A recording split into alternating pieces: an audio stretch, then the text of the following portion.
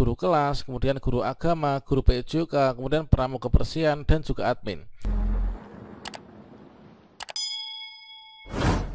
Berikutnya kita akan memberikan update informasi terbaru, yaitu kabar gembira honorer lulusan SMA terkait tentang pengangkatan pramuka kebersihan, tendik, admin, dan lain sebagainya. Seperti yang kita ketahui bahwasannya visi besar pemenuhan kebutuhan guru dan juga tendik ini adalah termasuk juga teman-teman tenaga kependidikan, baik itu pramuka kebersihan, penjaga, tugas keamanan, tendik maupun juga admin. Di sini masuk dalam kegiatan prioritas ya, yaitu peningkatan pengelolaan dan juga penempatan pendidik dan juga tenaga kependidikan. Selanjutnya dari Pemda ini tentunya sudah mulai bergerak, yaitu melalui pendataan dari teman-teman yang berada pada sekolah negeri, entah itu yang guru maupun juga yang non guru ya, termasuk juga untuk teman-teman yang ijazahnya hanya SMA. Nah, kira-kira nanti kita apakah masuk dalam kriteria honorer yang diangkat tanpa tes tahun 2024? Silahkan simak video ini sampai selesai. Namun sebelum kita lanjutkan, perlu saya ingatkan, bagi teman-teman yang mungkin baru saja menemukan channel ini, silakan klik tombol subscribe-nya dan aktifkan notifikasi loncengnya, sehingga nanti jika ada update video terbaru, kalian tidak akan ketinggalan informasi. Baiklah sobat-sobatnya, informasi pertama di sini kita kutip dari informasi ya dari Kemdikbudristek terkait tentang kebutuhan ASN guru dan juga tenaga kependidikan di tahun 2024 pasca revisi Undang-Undang Nomor 20 Tahun 2023 tentang ASN. Ya, mana sudah dicanangkan bahwasannya di sini termasuk dalam kategori visi besar ya, pemenuhan kebutuhan guru dan juga tenaga kependidikan, yaitu mengisi kebutuhan guru dan juga tendik yang berkualitas ini satuan pendidikan negeri secara tepat waktu dengan menjamin kesejahteraan, penghargaan dan juga perlindungan guru secara berkelanjutan. Seperti yang telah disampaikan oleh Prof. Nunuk sebelumnya, bahwa di sini masuk dalam kategori arah kebijakan program guru dan juga tenaga kependidikan ini nanti masuk dalam skala prioritas, teman-teman. Seperti yang telah disampaikan di sini terdapat untuk prioritas nasional itu dalam 3 bidang pendidikan, masuk dalam RKP 2024. Kalau misalkan kita simak, yaitu dari kegiatan prioritas ini yang terdiri dari 5, ini adalah menempati nomor urut 3 untuk peningkatan pengelolaan dan juga penempatan pendidik dan juga tenaga kependidikan. Dari hasil seleksi P3K Guru 2023 yang sebentar lagi akan diumumkan, maka sudah diproyeksikan, yaitu di tahun 2024 di sini diusulkan penuntasan formasi P3K Guru tahun 2024. Jumlahnya ada 305.115 formasi. Nah, selain itu diusulkan untuk kebutuhan formasi tendik lainnya ini sebanyak 82.717. Kemudian informasi berikutnya di sini seperti yang kita kutip dari jpnn.com, yaitu honorer teknis lulusan SMA ini bakal diangkat P3K, diusulkan prioritas ya di tahun 2024 ini tanpa tes.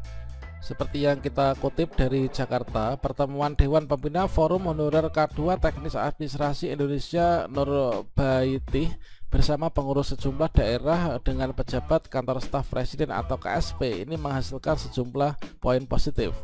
Menurut beliau, pertemuan tersebut berdampak positif kepada honorer khususnya K2 yang merupakan tanggungan pemerintah ya. Adapun poin-poin yang menguntungkan honorer ini adalah sebagai berikut. Yang pertama, usulan optimalisasi dan juga prioritas 1.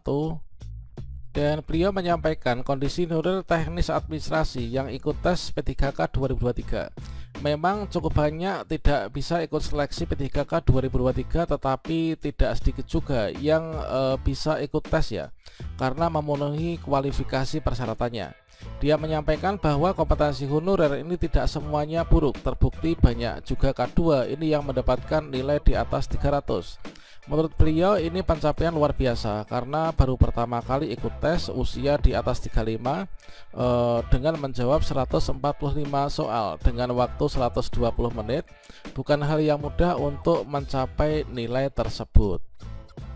Dan beliau memberikan masukan agar ada kebijakan khusus untuk honorer nilainya di atas 300 sebab ada kekhawatiran honorer soal minimnya formasi.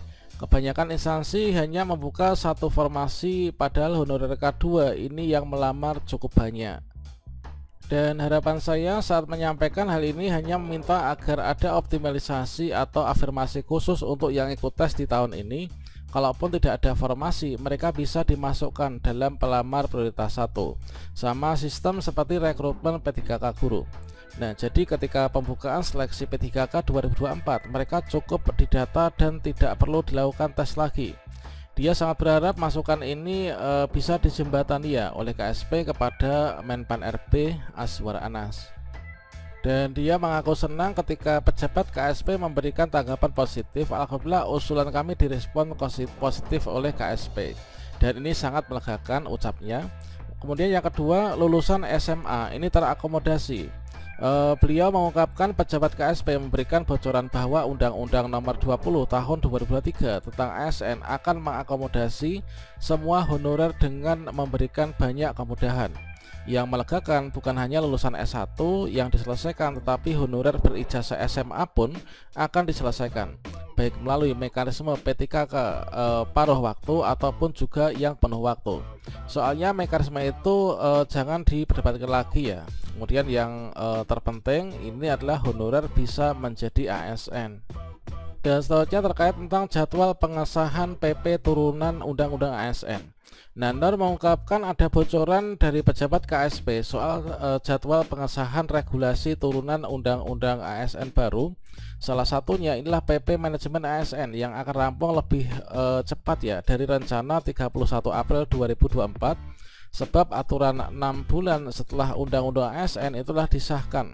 Oleh karena itu, Nur mengimbau seluruh honorer K2 teknis administrasi mendukung pemerintah untuk segera menyelesaikan masalah honorer, dan juga teman-teman ini diharap tetap tenang.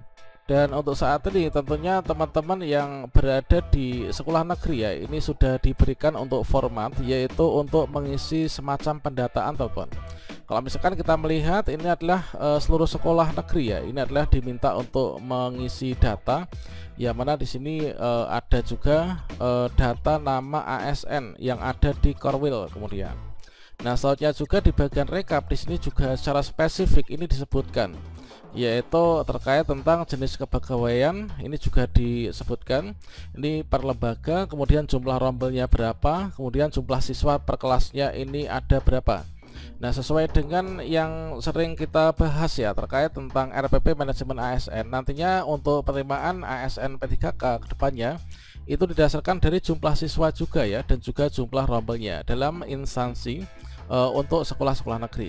Nah, selanjutnya di sini dalam pendataan ini juga didata jumlah ASN dan juga non ASN di SD negeri untuk triwulan ini itu ada berapa. Nah, di sini ada jumlah guru ASN, yaitu terdiri dari guru kelas, guru agama, kemudian guru PJOK. Kemudian untuk jumlah pramu ASN ada berapa, kemudian jumlah admin ASN ini ada berapa.